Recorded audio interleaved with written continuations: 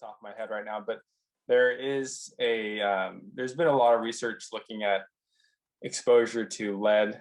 Lead is a neurologically active pollutant. We know very well that lead can impact behavior. Mercury exposure can similarly do that, and there's absolutely correlations between lead exposure and behavioral outcomes, including crime.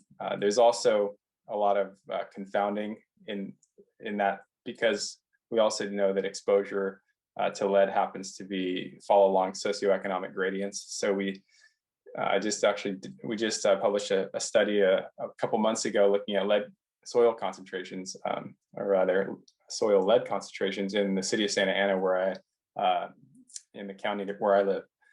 And we absolutely saw lead levels actually up to 5 times higher in the most impoverished census tracts. It's not always easy to disentangle the extent to which lead is causing crime, but there's no question that there's correlation between it. And there is some mechanistic, there are mechanisms through which lead can impact the physiology and the behavior of a person. So it's not necessarily a giant leap forward to assume that there's some influence on crime.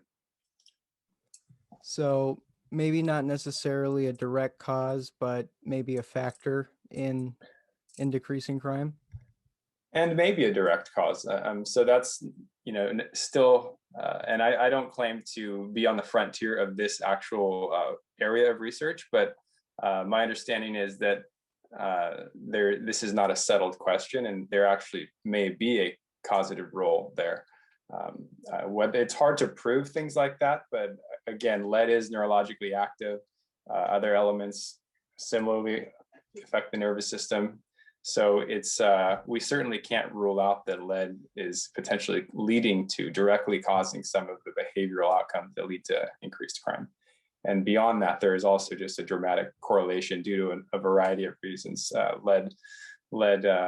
More prevalent lead exposure and many other chemical and pollutant exposures in areas that are disproportionately Hispanic or African American or low income. So that's